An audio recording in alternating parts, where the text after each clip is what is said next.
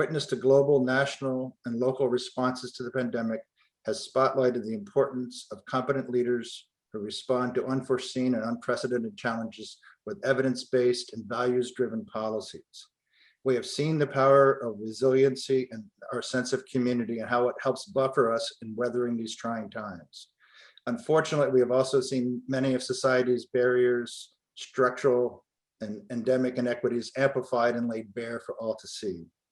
People now more clearly see the interconnectedness of health, wealth, and economic mobility through the lens of what we call the social determinants of health.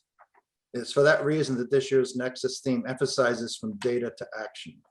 We have a unique window to act, a window where society is engaged, where long silent and long silenced voices clamor to be heard, and where public health, community health is a shared priority.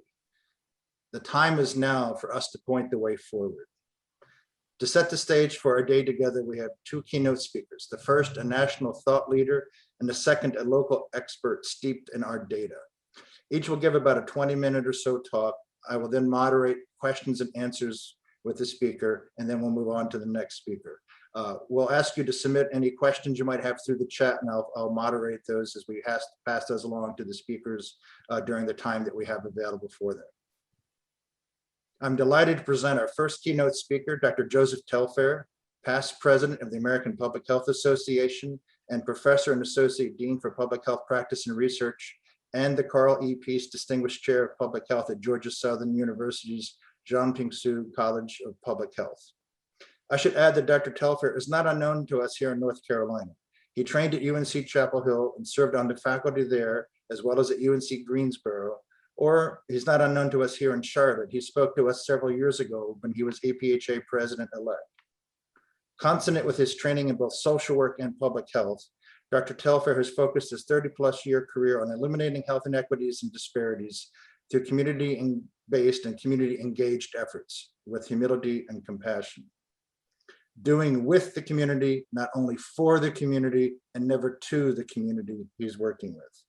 Dr. Telfair's culturally attuned and evidence-based policy and advocacy work have targeted under-resourced and underserved areas at the state, local, national, and global levels, where he tackles structural barriers and social determinants of health. This morning, he shares his accumulated wisdom and his suggested strategies for taking action. Dr. Telfair, welcome. Thank you very much, Dr. Thompson, Dean Tudor-Locke, Director Harris, and the audience. I am truly honored to have this opportunity to speak with you. The opportunity to talk about this issue, even if it's with brevity this morning, is always an honor.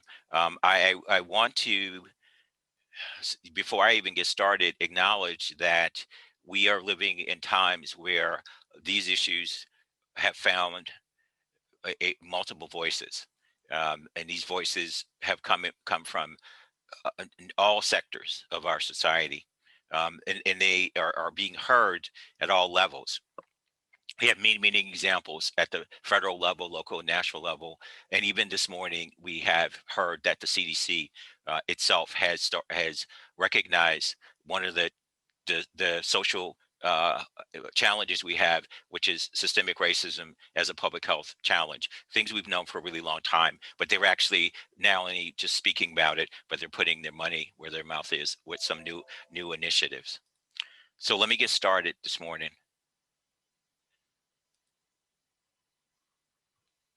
I just want to remind everyone that this issues we're speaking about, it's in and of itself is not just an issue that is new. It has been something we've been tackling and trying to deal with for a very long time. And it's also has a global resonance, as evident by this quote from the Oxford Press, where it really recognized that health inequities and determinants, are something that are very prominent in what we do today. And they consider it not just a talking point, but a main issue that we really need to tackle. So what I want to do is I want to fulfill my request this morning, which is give us a bit of a grounding, a context where we can discuss this issue and move on. So if you could see with this slide is a little busy in multiple ways, and I had that deliberately. So what we're doing here is we're addressing the question of how we define and experience health.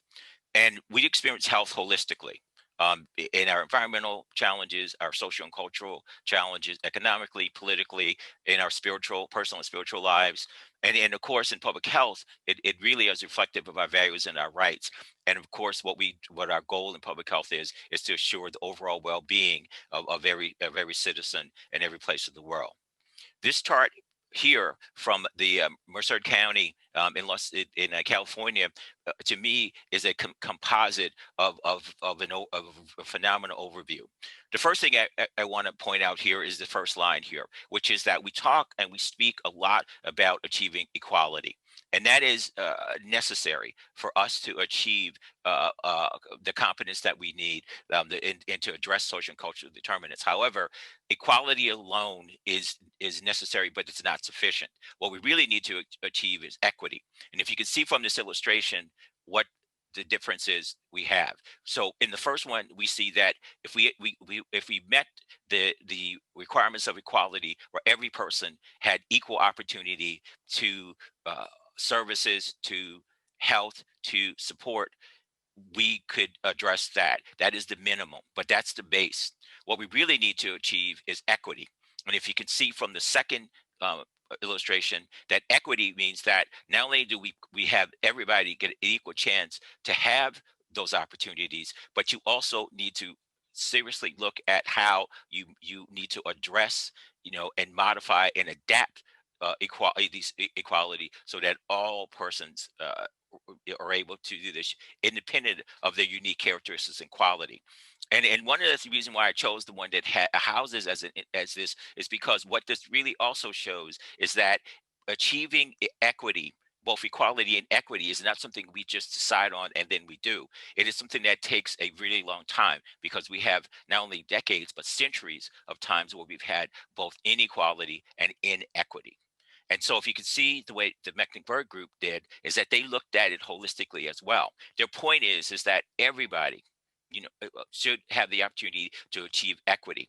And it should be something that is looked at across the board. This group here, by the way, I wanted to point to, and I'll come back to this a little bit later in my solutions discussion, is that they took a support or a equality, equity in all sectors approach, healthcare, housing, and so forth. The other part of it is that they also recognize that at the foundation of what we have to deal with in order to address inequity are the root causes. And the root causes themselves, as you can see here, this is just a list.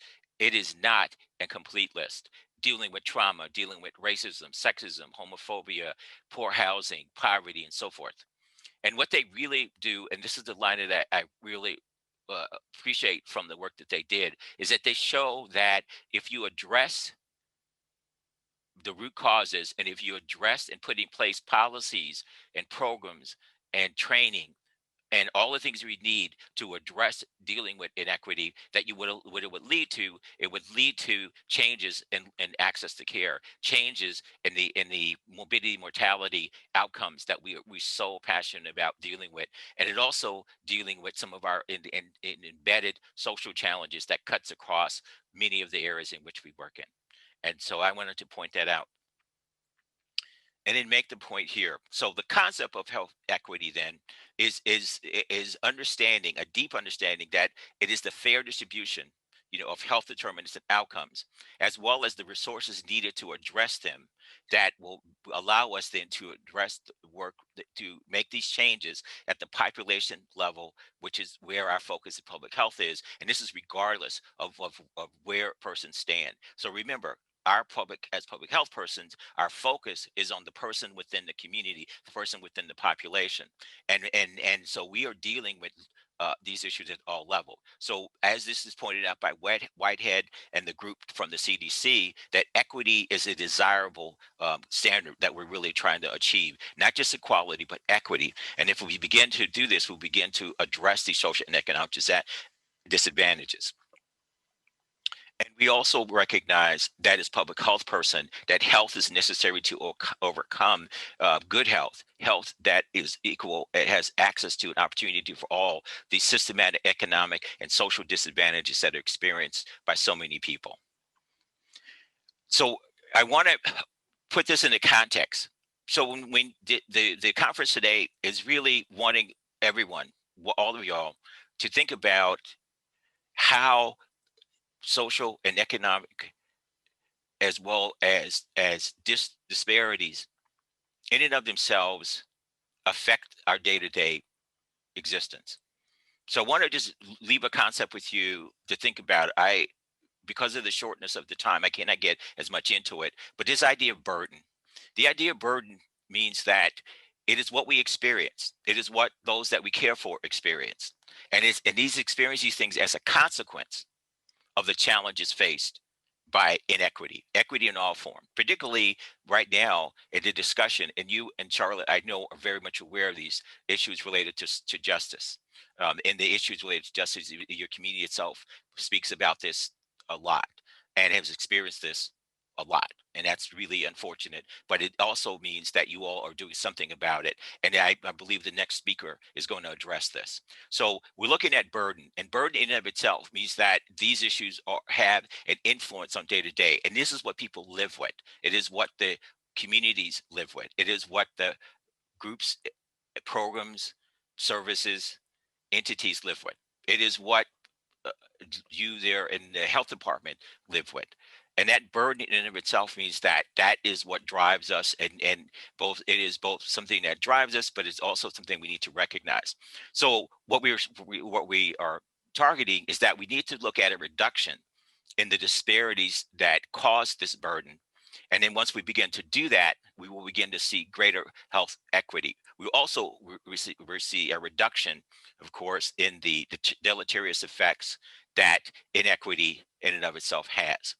So what we're looking at then is from the social determinants is that regardless of who the people are, our goal is really to have them all have the opportunity to obtain full health potential. It is where we work hard to require that we have an equal focus on this. There are one of the things we learn in public health, and one of the things you learn particularly in social work, is that there's no such thing as adequate resources, because no matter resources you have can begin to address at the level that needs to be addressed the changes that need. What we need is we need sufficient at a baseline and begin to move towards adequacy in the long run. So the short one, in terms of social determinants, is requiring that we value that resources in and of themselves are adequate to meet the basic needs and the basic health issues that are affecting the population. And we need to make sure that that's part of how we do it every day. We also need to look at how we might minimize or even eliminate the patterns or the social issues and structural issues that allow for these to happen. So that means patterns related to political decision making, governmental decision making, economic challenges that we have.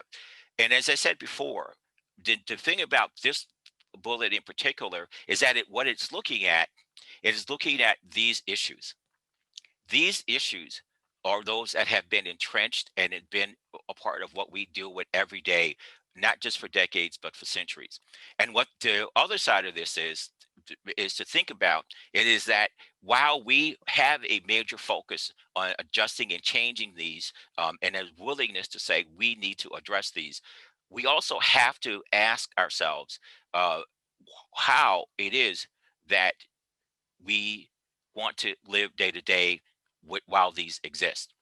Uh, we have discussed, we have spent time, many of us have spent our careers looking at these issues, pushing for change with these issues.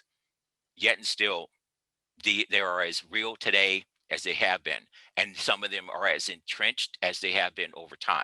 And what I want to show with this slide here, which I really appreciate, is that this is not just a single dimensional challenge. It's multidimensional, multi-phase, it as well. So it's not only just to look at the social, economic, political context, but also these are the hierarchies in which we live today: class issues, power issues, prestige issues that all have a focus on addressing the ways we deal with discrimination. And then, of course, our social economic position. This is where our level of comfort. What are we comfortable with? Are we comfortable with the fact that we have one of the highest poverty levels in the world, not just in the country, but in the world? And is that okay? And then we look at how it is that we distribute uh, goods and services, how we distribute healthcare, even our healthcare system itself, one of the richest ones in the world, yet we have one of the poorest outcomes in the world. So these social determinants in and of themselves are intermediary factors. But what we really want, our distal goal, is to have an impact on equity and well-being that actually seriously moves the needle. So Martin Luther King, a long time ago, in all his work, was really taken aback when he went and visited some of the hospitals in the areas that he had, particularly in the South and other areas. And in a speech that he gave, or talk he gave after a speech, he was asked about his experiences and what he thought about the way that discrimination affects the way we deliver healthcare. And this is what he said to the AP at the time, that of all the forms of inequality and trust, and we all know he saw much of them, injustice in healthcare is the most shocking and inhumane. And so that is in 1966. So again, I want to point out to you that the issues we're dealing with and the issues you're going to speak about today have phenomenal historic resonance. And it's so critical that we begin to do this. And why is that? Well, I would argue that one of the ways that we have not adequately begun to deal with inequities is that we have not begun to change the systems that allow inequities to happen. And what do we mean by that? So that means that we live in a very privileged healthcare, medical care environment. You in Charlotte knows that very, very well. You have some of the more prominent healthcare, medical care systems around. However, at the same time, you also have levels of poverty, levels of economic discrimination that you deal with, inequities you deal with, housing, access to just those elite services. So that means that these are institutions, and our governmental and other institutions have become are allow us to do this. Those who work in the health departments know this as a fact. You know, if more and more of the roles, that these collaborative roles with governmental and other agencies worked well with them, their jobs wouldn't necessarily be easier, but it would definitely be much more effective. And they know that. And this is why they work hard. And so it's really great to know that y'all have this relationship, this evidence based academic public health department relationship led by a very wonderful person. So the institutions then that we need to look at are law, business practices, and they include education, health, and media. There also means that what we need to do is take an approach, and the approach itself is one where we have a perspective on life. And that means that we have how we're socialized. We are socialized, unfortunately, to look at the world from a capitalistic lens in many ways, which means that we are more gain, at the behest or at the lack of benefit of those less fortunate than us is how we are mostly socialized. We are fortunate in public health and definitely fortunate in nursing and social work and other areas that are allied health, that is not the philosophy and the values that drive us. The ones that drive us is that we need to begin to see how we can make the changes that will lead to the long-term benefits. So that means that we are in a position to address social inequities at the systems level, and we can create these advantages to address these disadvantages for others, and then we can work with other groups of persons to make this happen. And we could do this by addressing multiple areas: education, as I mentioned, housing, healthcare, racial, cultural, racial, ethnic issues, issues related to gender and discrimination of all types, and of course, how we influence the media and the message that goes out. I'll say a little bit more about that in a minute. But I want to just have very briefly this slide here that I think is a way to kind of look at this. If we look at health as a foundation, and we know that health permeates everything. We talk about this all the time.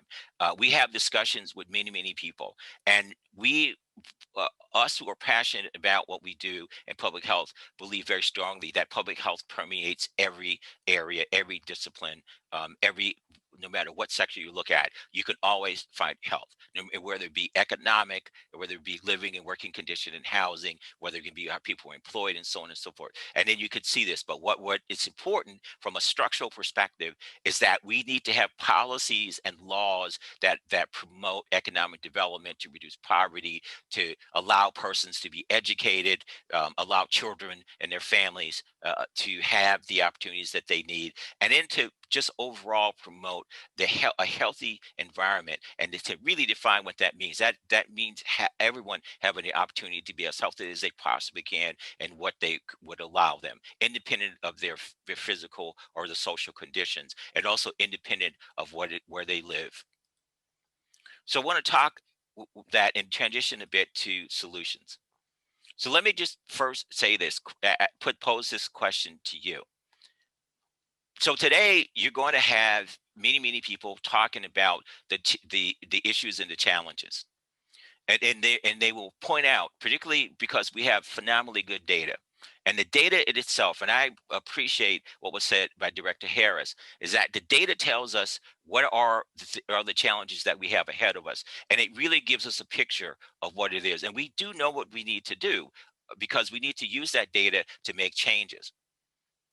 However, one of the things that we don't always ask ourselves is, we have a tendency to focus on the problem and the issue, less on the root causes or what got us there in the first place. As someone who, we're trained to deal with the issue as it presents to us. We're not always trained to think about prevention. And prevention, not just prevention in terms of actual clinical prevention, but prevention in terms of the social, structural, and political and other causes that. So the question that was brought up in the World Health Organization, who were dealing with these issues from a global perspective, was that they were challenged with the same thing. They were said, yes, you provide the resources to feed people, to provide healthcare to people, and so forth. But what we're not effective at is changing the systems that allow for these circumstances to occur in the first place. So the question became, and this is the lead statement from this report, is why treat people's illnesses without changing what makes them sick in the first place? And I put that to you as a challenge to think about what it is you're going to do. So if you're going to look at solutions, my strong recommendation, as you start there and ask yourself, am I doing this? So let's move then. So what I'm saying is this: one thing that we as health professionals have in common is this real focus on population health. And what we focus on then is the role that the ecology of the challenges have, the ethical, legal, governmental, political, and social issues have. And so I would just say that what we need to do is to think also about the opportunities we have, not just in the health sector, but in the other sectors. And how can we bring those other sectors together in such a way that it leads to what it is that our ultimate goal is, which is to maximize the health benefit and the welfare of those that we're most concerned with. So in public health, we talk about this concept of health in all sectors and health in all policies. And what that really means is that we see at the center of our focus are the persons or the communities and their families, the groups, the people that we have an interest in. But we recognize that we alone cannot move the needle. We alone cannot have the level of effect that we need to have, uh, by simply willing it. We need to have partnerships. We need to work with communities. We need to work with other sectors and other groups in education and economics and housing and health and behavior. We need to look at food, nutrition, schools, climate, policies. We need to look at coalitions because the coalitions are the ones that are going to help us move the needle. But that is easier said than done because we need to make sure that we in position of leadership, particularly in position of public health, recognize that it's not a single effort. It is a multi-level complex effort that includes data, research, evaluation, and work. And that we do, as to paraphrase Director Harris's comment, that data is an advocacy tool. We also need to make sure that we have good strategies. We've learned a lot. We're trained well as public health people. We're trained well as social work people, nurses. We're trained well as community health persons. And so we need to think about our training and how that we can do strategies that will maximize the effect of what it is that we need to do. And then we need to work with those who make the decisions, those that have the political will to make those decisions. So what does that mean? That means that we need to look at ask ourselves, what are the social and structural inequity? And to how can we address these entrenched historical patterns of health inequities that have grown up over time at all levels?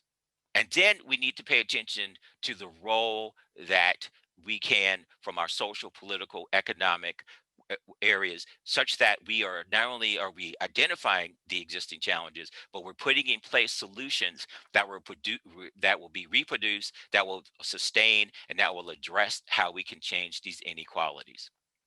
And so we need to include these and recognize that we need to deal with the basics, things like water, food, safety, and so forth. But at the same time, we also need to look at the systems in which these changes and strategies can be implemented, and pay attention to those areas, such as the education system, social challenges, mental health services, which is so lacking.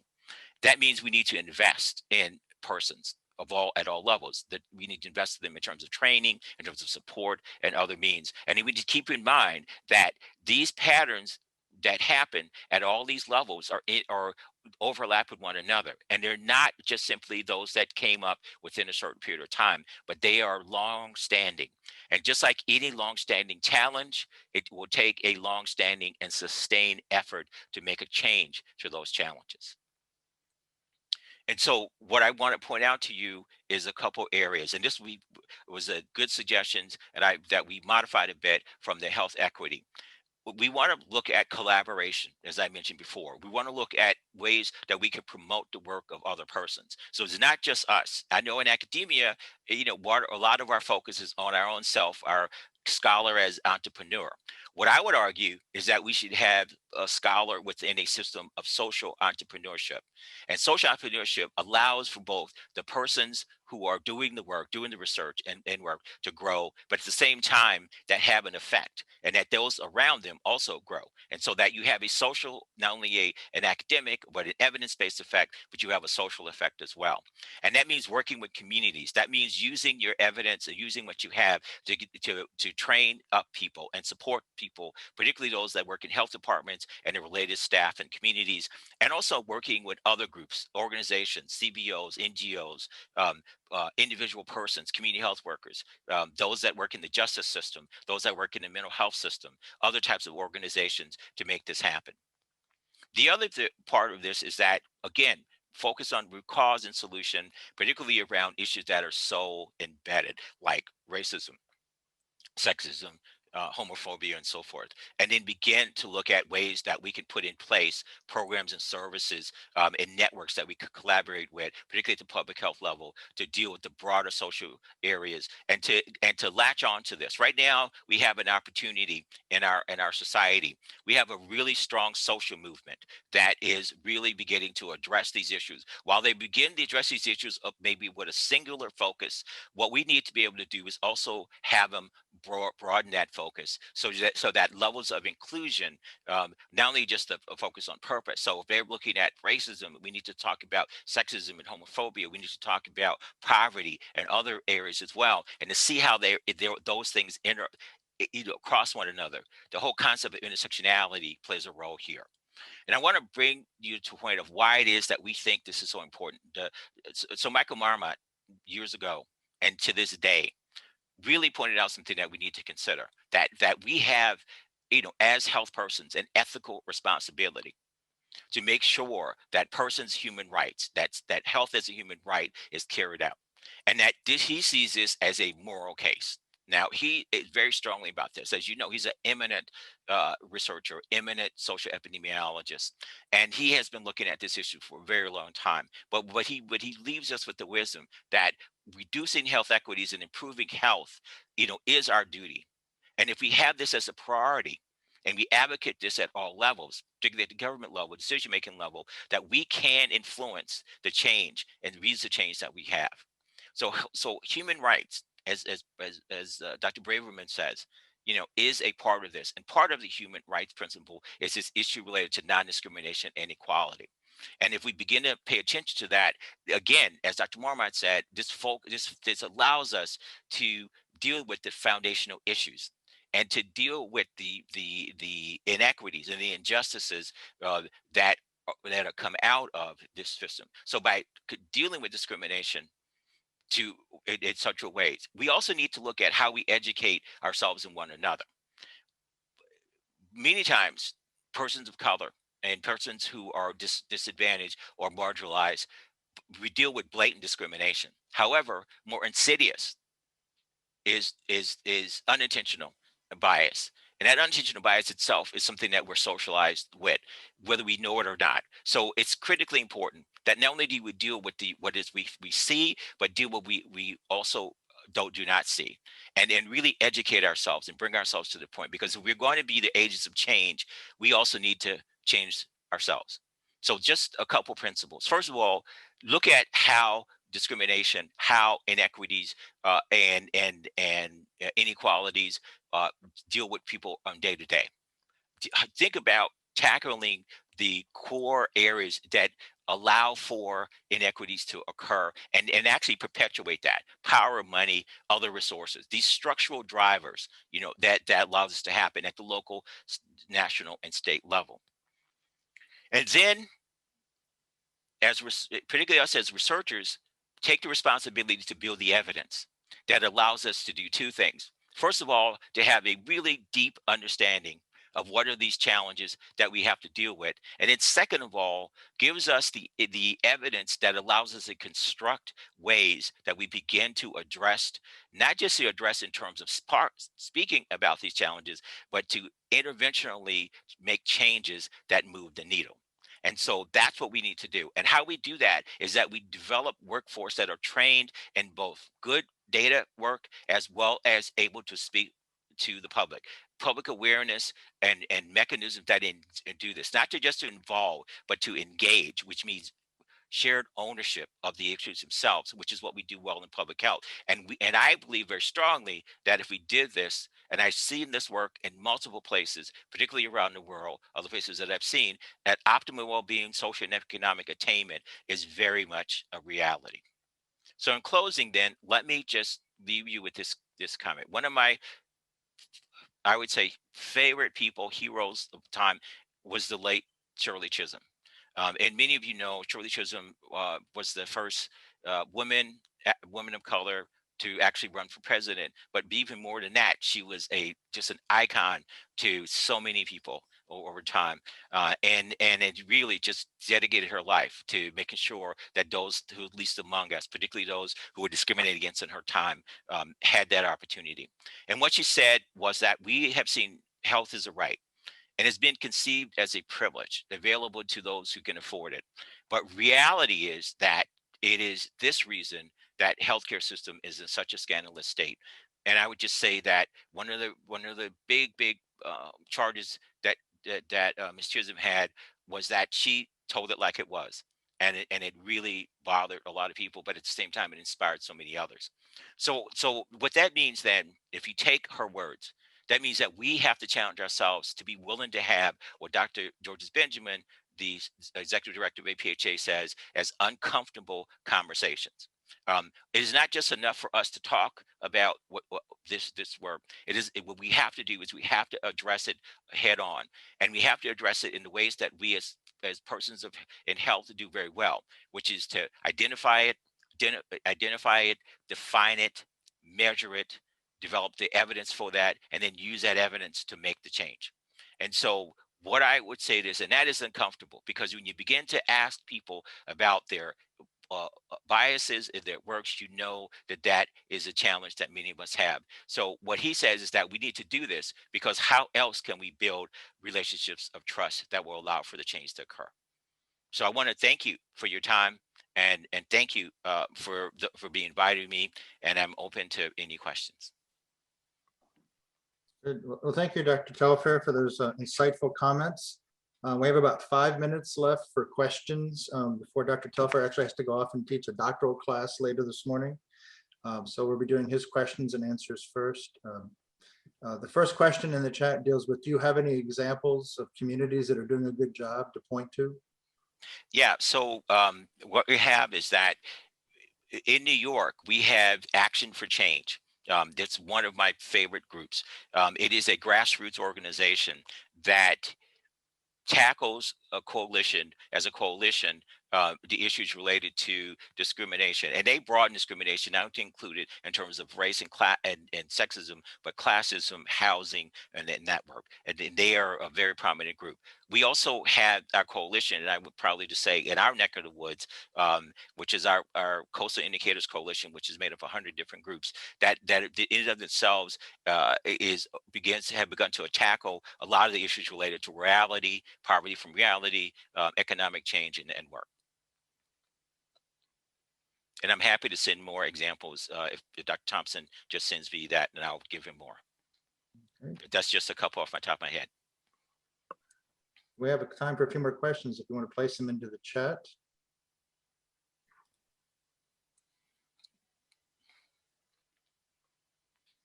If not, Dr. Telfair, would you like to go to your closing comments? I think I had one other. What is your opinion? The single most influential policy change that can improve health equity and disease burden?